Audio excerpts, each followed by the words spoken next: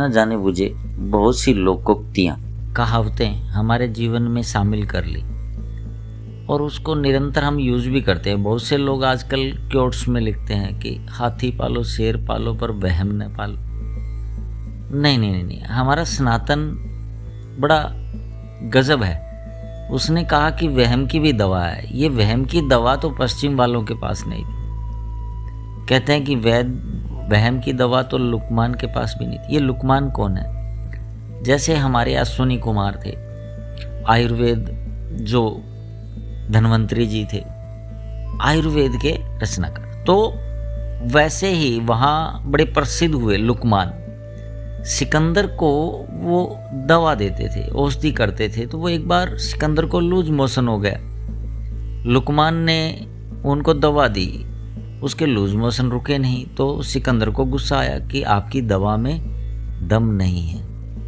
तो लुकमान ने कहा कि बादशाह आप मेरे साथ चलिए। वो उनको एक बहुत बड़े नाले के पास ले गया और उसने उस नाले में अपनी दवा को डाला तो उस नाले का पानी जम गया, रुक गया। तो उसने बादशाह को कहा, सिकंदर को कहा कि हे बादशाह, ये तो आपका समय आ गया है, दवा में कोई कमी नहीं है, बस ये समय का ही प्रभाव है, नहीं तो जिस नाले का पानी रोक दिया तो आपके लूज मोशन तो क्या है।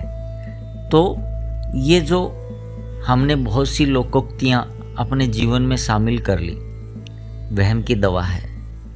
वहम कैसे दूर होगा? वहम को दूर करने वाला कोई पूर्ण जो खुद वहम में न हो, कि अगर वहम को भरम भी कहा है, मरम जानने वाला मिल जाए तो भरम भाग जाता है। भरम, वहम हमारी सनातन संस्कृति मर्मज्ञ, वो भरम को भी दूर कर देता। भरम कैसे उत्पन्न होता है? संशय, भरम का एक नाम संशय भी। संशय से भय उत्पन्न होता है। और संशय क्यों होता है?